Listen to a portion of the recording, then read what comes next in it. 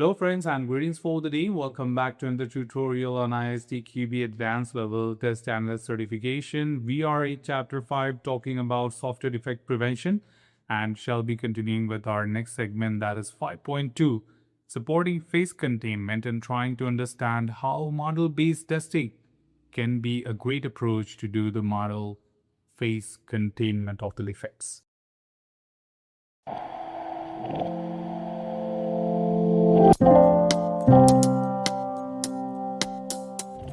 As a part of our previous tutorial, we already discussed about what is face containment, and as one of the methods it can help you to do defect prevention. As a part of this topic, we would be looking forward to deep dive into some of the more details, trying to understand with one of the example that how models could be of great help to do the face containment. Indeed, there are many other examples to do that, but taking model-based testing into consideration helps you also understand that what could be model-based testing in the real world and how it can help us to achieve the required face containment. So to talk about it, we would like to quickly deep dive into these segments of this particular segment of Chapter 5, understanding how modeling could be of great help. So how using models to detect defects is being discussed here, which is broken down into 3 segments. First of all, modeling provides abstractions of the systems at a certain level of precision and detail, and it helps stakeholders better understand the system being developed. As discussed below, modeling can support face containment in at least 3 different ways. That is, detecting defects in specification, detecting defects in models, and detecting defects in test objects by using model-based testing.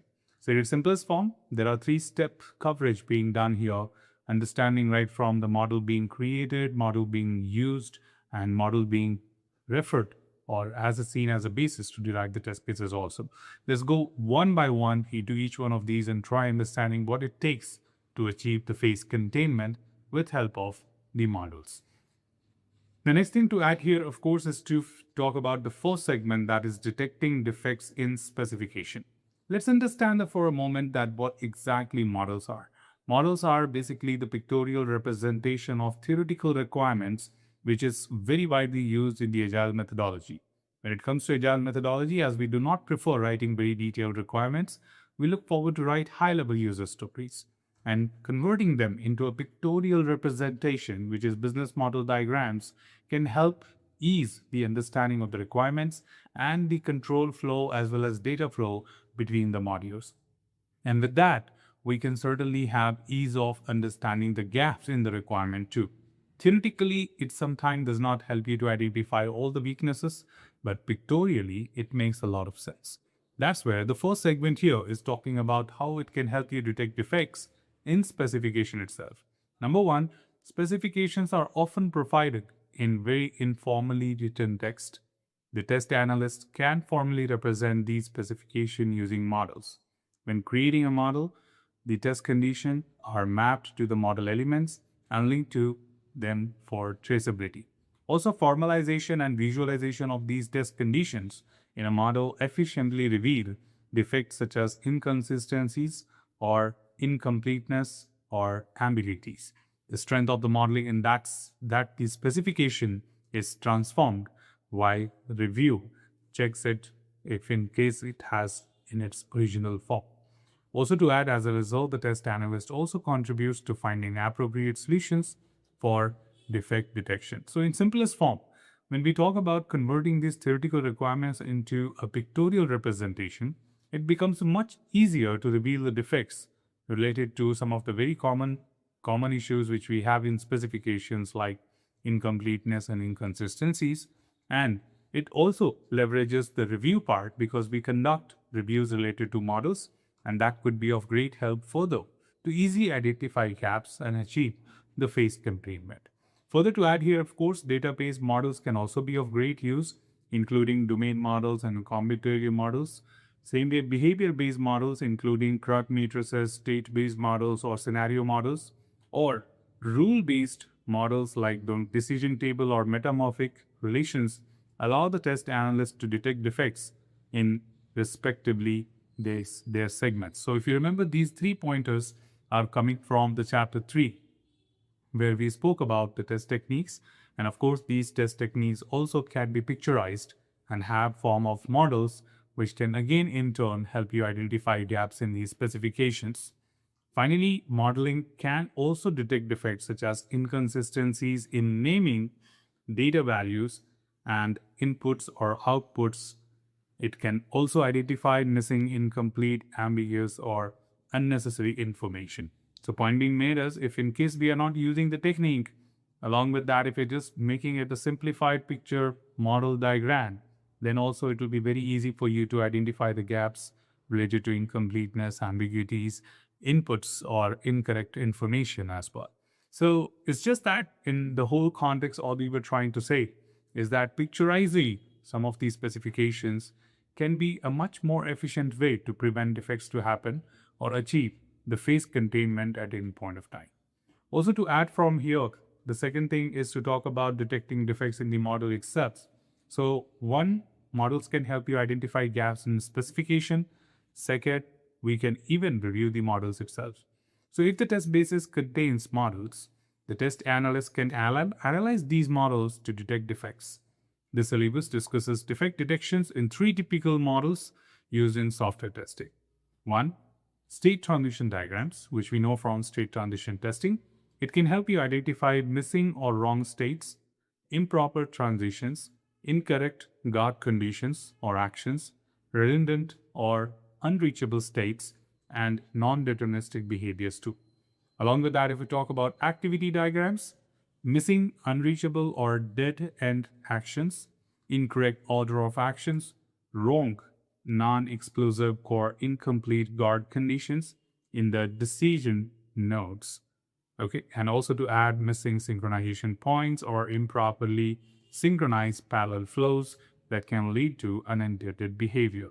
So certainly the techniques can be leveraged to use these diagrams, and these diagrams can again be of great help to picturize them and help you identify gaps respectively. So for these type of topics, all you need to do is pay attention to every single thing, what each type of element is contributing from. So what state transition diagram would do, what activity diagram would do, and so on and so forth. So it's not more of like context, it's more about remembering which type of model contributes in what kind of defect detection. And the third here is, of course, the decision tables. Overlapping, inconsistent, or infeasible rules, incompleteness, etc., are great to be identified from the decision models or decision tables. Finally, to add, all models can also contain defects such as syntax errors, typos, duplicates, and inconsistent meaning of model elements as well. At least, as we are trying to identify defects in the models itself, so these are the model-related defects which we can look forward to identify as a part of model testing itself, right? So that's something which helps you understand that how exactly these things can be very helpful in doing the phase containment. The third thing here to talk about is, of course, the third segment, that when we use these models to derive test cases, that is detecting defects in model-based testing. When we talk about model-based testing, it's one of the very common test approaches which helps you to derive test cases directly from models. The capability of that is very simple. It helps you derive test cases, that to automation scripts, and with help of model-based testing tools, it can be easy to update the automation scripts back again from the same models if in case models gets updated. So just to relate to the theoretical part of it, like if in case theoretical requirements gets updated, I need to go through a lot of pain to identify what has changed and at the same time what changes we need to do in the test cases. But when it comes to changes in the models as specification, then it would be much easier to quickly carry away the connection between the script and the model and update them or make the necessary changes.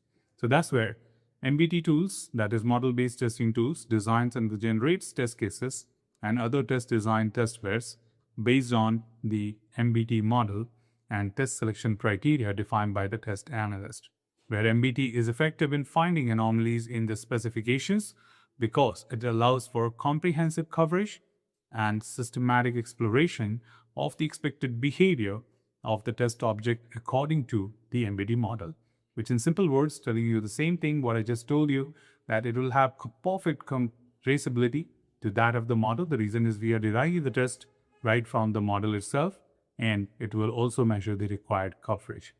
Last but not the least, MBT models, especially the graphical ones, fosters communication with stakeholders, creating a common perception and understanding of the test basis, which means I can certainly represent all my progress, all my activities related to testing in the language of the customer, which helps customer understand how exactly are we progressing, what exactly are we doing, is that in line with their expectations or not, and that could be much easier because in conventional way, I need to relate back my information back to the requirements in order to present the progress report to the stakeholder.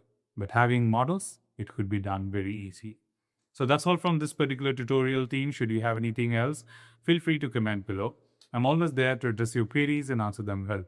Till then, keep learning, keep exploring, keep understanding the context. Thanks for watching the video, team, and happy learning.